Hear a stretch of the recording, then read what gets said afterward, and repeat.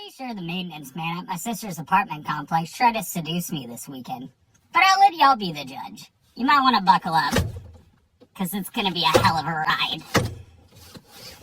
Yeah, so a little bit of background. I was dog sitting for my sister this weekend. Woo, that dog's ugly. But almost ugly enough it's cute, you know? Kind of like me. Anyway, doorbell rings, so I go and open the door, and it's the maintenance man who lets me know he has to do some work on the dryer.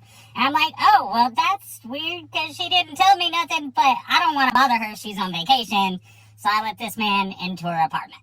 So dude's messing around with the dryer in the laundry room for like an hour, and then I realize I'm being rude. I didn't offer this man water or nothing, so I get him some. Before it starts getting weird.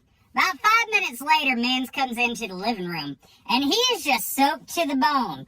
Water all over his hair, shirt, jeans, everything. So I asked him what happened, and he said, I tripped. Now I'm looking at this man like, did you trip into a waterfall? I don't understand how you...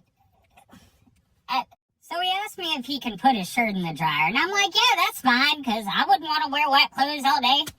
Dude goes into the laundry room, but then he comes back.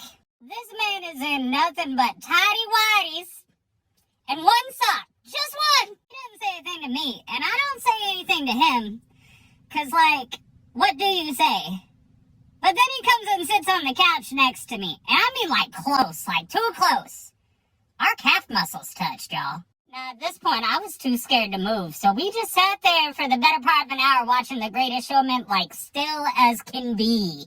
Which is really hard, because those songs in that movie are my jam, you know? I want to dance. The